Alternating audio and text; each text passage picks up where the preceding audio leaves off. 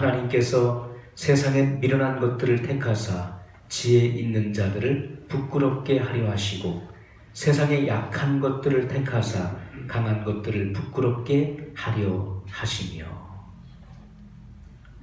여러분, 하나님께서는 세상에서 미련하고 그리고 약한 사람들을 선택하시고 그리고 지혜롭고 자칭 강하다 하는 자들을 혼란스럽게 하시고 그리고 부끄럽게 하시는 분이심을 분명히 말씀하고 있다는 것입니다. 예수님께서 이 땅에 탄생하실 때에 우리의 구세주를 이 땅에 나오시게 할 여자가 필요했던 것입니다. 주님께서는 예루살렘 화려한 곳에 거주하는 유력한 자들 중에 여자를 선택하지 아니하시고 지극히 작은 촌에 살고 있는 가난한 순박한 여인 마리아를 선택하셨던 것을 우리는 보게 됩니다. 예수님께서 이 땅에 탄생하셨을 때 주님의 그 탄생을 맞이하기 위해서 주님께서는 대제사장이나 또는 유다 땅을 다스리고 있었던 헤로당을 보내지 않았다는 것입니다. 주님은 예수 그리스도의 탄생, 왕의 탄생을 맞이하기 위해서 먼 원방에서부터 동방의 박사들을 보내셨습니다. 그들은 이방인들이었습니다.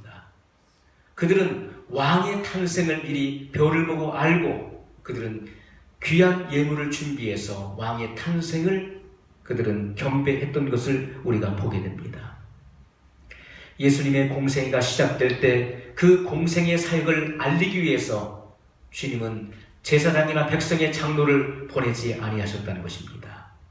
주님께서는 약대 털옷을 입고 메뚜기와 석청을 먹으며 광야에서 자라고 있었던 세례 요한을 보내셨습니다.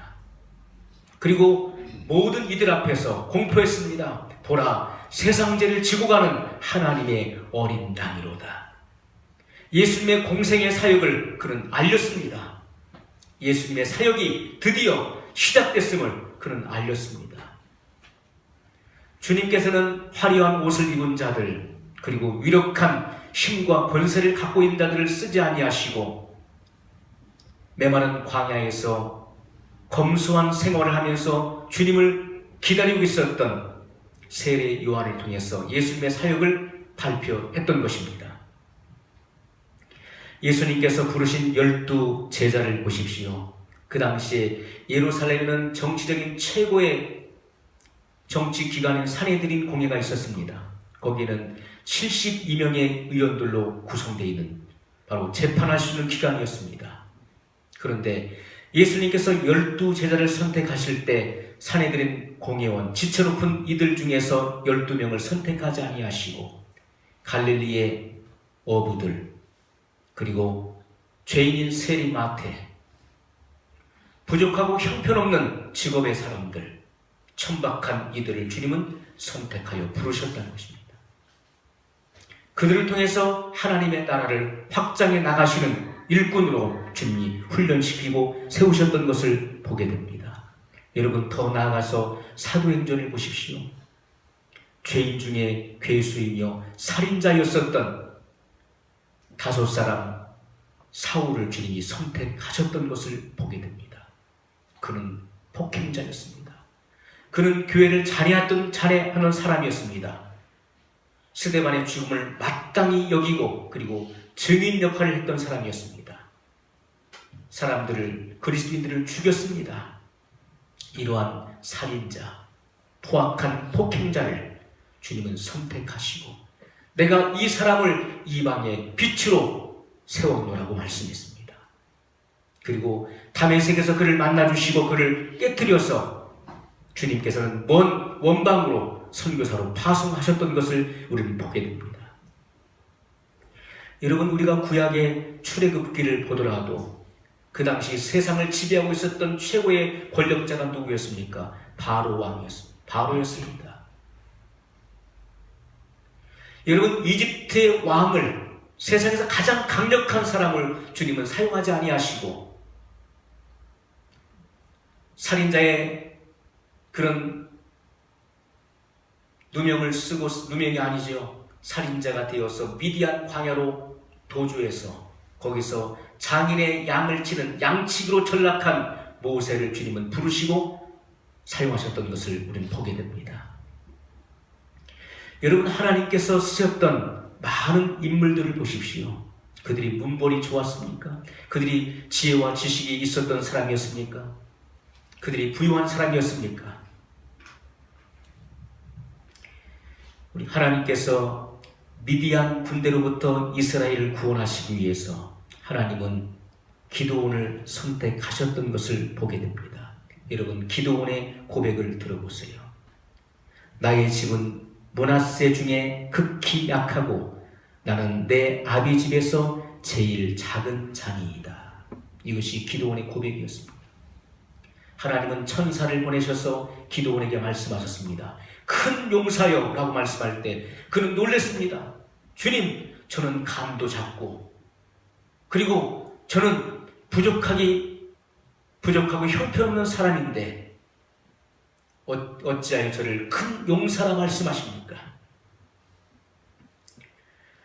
하나님께서는 이렇게 부족하고 연약한 기드온을 선택하시고 300용사를 통해서 기드온의 그 300용사를 통해서 미디안 수십만 명을 치셨던 사건을 우리에게 보여주고 있습니다. 여러분, 사무엘 시대에 하나님께서는 그 당시에 대제사장이 누구였습니까? 엘리 제사장이었지요. 그가 대제사장으로 있을 때 그의 두 아들이 있었습니다. 홈니와 비느하스였지요. 그러나 하나님께서는 엘리를 쓰지 않으셨습니다. 또 주님은 그의 두 아들인 홈니와 비느하스를 쓰지 않으셨습니다. 단지 서민 출신으로 성전에서부터 어려서부터 성장하고 있는 어린 사무엘을 하나님이 선택하시고 부르셨던 모습을 우리는 성경을 통해서 보게 됩니다. 여러분, 초대 왕으로 뽑힌 자가 누구였습니까? 사울왕이었습니다. 그는 보통 사람보다 그 키가 어깨 위나 더하였다고 성경은 기록하고 있습니다. 그는 장대한 사람이었습니다. 그는 외모가 출중한 사람이었습니다.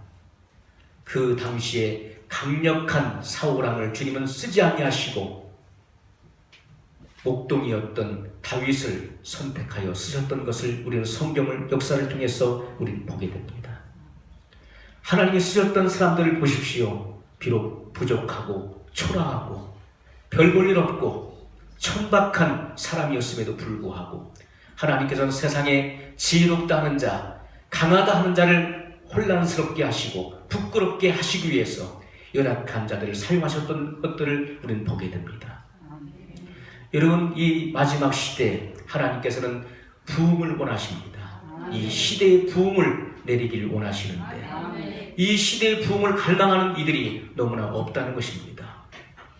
부흥이 무엇을 의미하는지도 알지 못하고 그리고 그 부흥을 갈망하고 있는 사람들이 너무나 희박하다는 것을 오늘 우리는 이 시대 속에서 다 경험을 하게 되는 것입니다. 여러분, 마틴 루터가 종교개혁을 할 때 그 당시 어땠습니까? 그가 가지고 있었던 비전이 무엇이었습니까? 하나님께서 그에게 주셨던 비전. 여러분, 가톨릭의 부패와 그런 타락의 그 모습을 보고 그는 종교개혁을 결심합니다. 그 당시 마틴 루터 혼자였습니다. 그 거대한 가톨릭의 세력을 대항할 그런 힘이 없는 것입니다. 그는 지극히 작은 사제에 불과했습니다. 그는 신부였습니다. 그는 그것을 행할 수 있는 그런 능력이 없는 사람이었습니다. 그러나 하나님께서는 그를 통해서 종교개혁을 단행하게 하십니다. 그 당시 모든 사람의 눈에는 마틴 루터는 나 혼자 맞는 것이다, 너희는 다 틀렸다라고 말하는 것과 같았을 것입니다. 그는 홀로 서서 외로운 싸움을 했습니다. 그러나 그 한 사람을 통해서 하나님은 놀라운 부흥의 역사를 일으켰다는 것입니다. 부흥의 역사를 일으켰습니다. 그래서 여러분, 로마 카톨릭에서 종교 개혁을 통해서 프로테스탄트가 나왔죠. 개신교. 이 프로테스탄트가 뭡니까? 바로 저항하는 자, 저항자를 의미하는 거 아닙니까? 그래서 잘못된 세력에 대해서 반기를 들고 저항하는 세력이에요. 그 거대한 카톨릭의 세력을 어떻게 혼자서 그것을 저항할 수 있겠습니까? 그러나 그 외로운 싸움을 할 때 성령 하나님은 함께 하셨던 것입니다. 아멘. 그래서 능히 그 일들을 행하게 하셨던 것을 보게 됩니다. 아멘. 여러분, 하나님께서는 이 시대 가운데 진정한 부흥이 오기를 원하고 계신다는 것입니다. 아멘. 하나님은 이 시대에 부흥을 보내기를 원하고 계시는 것입니다. 아멘. 그런데 오늘날 부흥의 의미가 무엇인지를 사람들은 알지 못하고 있다는 거예요. 단지 많은 사람들을 모이게 하는 것, 그것을 부흥으로 생각을 합니다. 사람이 많이 모이면 그것이 부흥한 교회라고 생각을 하는 것입니다. 이것이 바로 잘못된 착각이라고 하는 것입니다. 그래서 사람들은 사람들의 수를 늘리기 위해서 뭘 합니까? 문화 행사를 합니다. 그리고 교회에서 교양 강좌를 하죠. 그리고 유명인들을 초청해서 사람들을 끌어모으려고 합니다. 그러나 진정한 시대의 부흥은 무엇입니까? 바로 쇠퇴하였던 것이 다시 일어나는 것을 의미한다는 것입니다. 그것이 바로 진정한 부흥이에요. 아멘. 하나님께서는 각 시대마다 부흥의 놀라운 역사를 일으키셨고, 그리고 시대마다 하나님은 부흥의 기름을 부으셨던 것을 우리는 역사를 통해서 보게 됩니다. 아멘. 지금 우리가 살고 있는 이 시대는 강력한 하나님의 기름 부음이 일어나야 될 것입니다. 아멘. 하나님의 기름 부음을 통해서 강력한 부흥의 역사가 일어날 시점이라는 것을 우리는 절박하게 느끼고 있는 것입니다. 아멘. 그런데 여러분, 부흥이 일어나기 위해서는 꼭 필요한 것이 있습니다. 그 부흥의 요소가 될 만한 사람들을 하나님은 준비시키신다는 것입니다. 부흥을 일으키기 위해서 하나님은 준비된 사람들을 선택하시고, 그리고 그들을 통해서 준비되게 하시는데 그들을 큰 고통 가운데 집어넣으시는 것입니다. 그 고통을 통해서 하나님은 놀라운 부흥을 일으키셨던 것을 보게 됩니다. 여러분, 이 고통이 무엇일까요? 이유 없는 고통을 말하는, 고난을 말하는 것입니까? 여러분, 이것은 바로 겟세마네의 고통을 의미하는 것입니다. 진정한 시대의 부흥이 오기 위해서는 우리는 개인의 겟세마네를 통과해야 된다는 것입니다. 예수님께서 여러분, 마지막 그 구속 사역을 이루시기 위해서 겟세마네 동산에서 땀방울이 핏방울이 되도록 주님은 기도하셨습니다. 히브리 기자는 분명히 우리에게 말씀해 주시기를, 그는 육체로 계실 때 심한 통곡과 눈물로 하나님께 호소하셨다고 말씀했습니다. 여러분, 심한 통곡과 눈물로 예수님께서 원하셨던 것이 무엇입니까? 바로 시대의 부흥이었습니다. 내가 불을 땅에 던지러 왔노니 이 불이 이미 붙었으면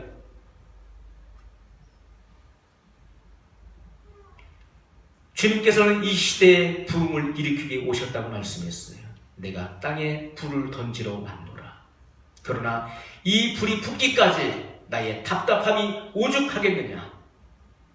예수님을 따르는 제자들조차도 주님께서 어떠한 길을 가시는지, 주님께서 무엇을 위해 오셨는지를 알지 못했다는 것입니다. 그래서 제자들은 주님께서 가시는 그 고난의 길을 가시는 그 노정에서 그들은 서로 다투어 싸웠습니다. 야고보와 요한은 자기 어머니까지 대등해서 그리고 예수님을 설득시키려고 했습니다. 주님의 나라가 임할 때 우리 두 아들 중에 하나는 주의 우편에, 하나는 주의 좌편에 앉게 하여 주시길 원합니다. 그때 주님께서는 너희는 너희가 구하는 것을 알지 못하는도다. 너희가 하는 말을 너희가 스스로 알지 못한다. 내가 마시려는 잔을 너희가 마실 수 있느냐? 마시겠느냐? 예, 마시겠습니다. 그러나 그들은 그들이 하는 말조차도 알지 못했습니다. 주님은 그 잔을 마셨습니다. 여러분, 예수님께서는 겟세마네를 통과하셨습니다. 그리고 갈보리를 통과하셨어요. 그리고 주님은 죽은 자 가운데 부활하시고, 그리고 드디어 주님께서 그토록 갈망하셨던 땅에 불을 던지셨던 것입니다. 그 불이 언제 붙었습니까? 오순절날 마가의 다락방에서 그 불이 붙은 것입니다. 아멘. 여러분, 그 불이 붙기 위해서는 뭐가 필요했습니까? 겟세마네가 필요했다는 것입니다. 겟세마네의 고통을 통과해야 될 것입니다. 그리고 갈보리를 통과해서 그래야만 이 땅에 불이 임하는 것입니다. 아멘. 여러분, 시대의 부흥을 일으키기 위해서 우리 교회의 진정한 부흥, 쇠퇴하였던 것, 쇠자는 것이 다시 일어나는 놀라운 부흥, 그리고 우리를 통해서 전 세계를 복음화할 이 놀라운 부흥의 불길을 앞당기기 위해서는 우리 교회 가운데 우리 학생들 중에서 진정으로 주님의 은혜를 갈망하며 시대의 부흥을 기도하고 갈망하는 학생들이 필요하다는 것입니다. 아멘. 우리 청년들 중에서 시대의 부흥을 오랫동안 갈망하고 기다리는 그런 의로운 청년들이 필요한 것입니다. 아멘. 우리 장년들 중에서 그러한 주님의 은혜를 사모하고 갈망하는 영혼들이 필요한 것입니다. 아멘. 그러한 사람들이 한 사람 혹은 두세 사람이 있다 할지라도 주님은 그러한 불을 일으키신다는 것을 우리가 보게 됩니다. 아멘. 여러분, 우리와 같은 신앙 모선을 가지고 있는 감리교단이 있습니다. 우리가 웨슬리 신학이죠. 감리교도 마찬가지입니다. 그런데 감리교의 여러분 탄생이 어떻게 되었는가를 우리가 보십시오. 감리교단이 어떻게 시작이 되었는지. 요한 웨슬리와 또 다른 이름이 잘 알려지지 않았던 두 사람이 있었어요. 그리고 조지 휘필드, 그리고 그와 함께 동역했던 이름이 알려지지 않은 한 사람이 있었습니다. 그들은 모여서 함께 기도를 하기 시작했습니다. 그들이 소수가 모여서 기도하기 시작했을 때 세상은 무슨 일이 일어나고 있는지 전혀 알지 못했다는 것입니다. 그들은 이름이 알려지지 않은 무명의 청년들이었습니다. 그러나 그들이 오랫동안 부흥을 갈망하면서 하나님의 얼굴을 구하고 있었습니다. 그럴 때 그들이 모인 곳에 하나님이 불을 던지셨어요. 그들이 모인 곳으로부터 성령의 불이 임하면서 영어를 쓰는 모든 나라 가운데 먼저 이 성령의 불길이 번졌던 것을 우리 역사를 통해서 보게 됩니다. 아멘. 지극히 작은 무명의 청년들, 불과 5사람을 통해서 하나님은 놀라운 시대의 부흥을 일으키셨던 것을 우리는 역사를 통해서 볼 수가 있는 것입니다. 아멘. 여러분, 부흥의 시기에 하나님께서는 도전을 받고 자극받는 그러한 의로운 이들을 일으키기를 원하십니다. 아멘. 우리가 교회가 부흥하기 위해서는 필요한 것이 뭡니까? 우리가 성령님을 갈망하는 것입니다. 성령의 기름 부음을 갈망하는 것입니다. 아멘. 그럴 때 주님은 이곳에 불을 던지실 것입니다. 아멘. 여러분, 오순절날 마가의 다락방에 모였던 120분들을 통해서 주님은 세상을 발칵 뒤집어 엎었습니다. 흉악한 살인자 5사람 사울을 통해서 주님은 세상을 뒤집었습니다. 그는 가는 곳마다 사람들을 변화시켰어요. 그래서 그의 별명이 뭡니까? 연병이었어요. 저는 연병이라 천하를 혼란케 하는 자로다. 사울이 바울이 되었고 바울이 가는 곳마다 변화를 일으켰습니다. 불을 일으켰습니다. 그래서 저는 연병이라, 저를 죽여야 된다, 저를 막아야 된다, 저는 천하를 혼란케 하는 자라고 이야기했습니다. 한 사람의 주님 앞에 바로 선 사람을 통해서 하나님은 시대의 놀라운 부흥을 일으키셨던 것을 우리는 보게 됩니다. 오늘 우리는 이 시대의 부흥을 갈망해야 됩니다. 나는 할 수 없다고, 부족하다고 할 것이 아니라 우리는 오랜 시간 주님을 앙망해야 되고 주님의 부흥이 속히 오기를 갈망해야 됩니다. 아멘. 그럴 때 하나님은 크고 놀라운 일들을 일으키십니다. 아멘. 우리가 성전 이전 그리고 건축을 앞두고 있습니다. 그런데 막연하게 우리가 바라만 보고 방관자의 자세를 가질 것이 아니라 우리가 주님 앞에 많은 것을 심을 수 없다 할지라도 우리가 그보다 더 위대한 일을 할 수가 있습니다. 그것은 기도하는 일에 동참하는 것입니다. 아멘. 내가 주님 앞에 많은 것을 드릴 수 없다 할지라도 주님 앞에 기도하는 일은 누구나 다 할 수 있는 것입니다. 아멘. 우리가 모여서 주님의 얼굴을 구하고 시대의 부흥을 갈망할 때 아멘. 하나님은 크고 놀라운 일들을 행하실 것입니다. 아멘. 하나님께서 우리가 상상할 수 없었던 그 놀라운 일들을 주님은 행하신다는 것입니다. 아멘. 오늘 우리는 성경의 역사를 통해 보았습니다. 하나님은 큰 자, 강한 자를 사용하셨던 것이 아니라 미련하고 그리고 부족한 자들을 통해서 크신 역사를 이루셨던 것을 우리 말씀을 통해 보았습니다. 이 성경의 역사가 지금도 진행되고 있습니다. 아멘. 주님 앞에 이런 개인의 겟세마네를 통과하기를 각오하고 결심한 이들을 통해서 하나님은 놀라운 일들을 이 시대 가운데 행하십니다. 아멘. 같이 기도하겠습니다.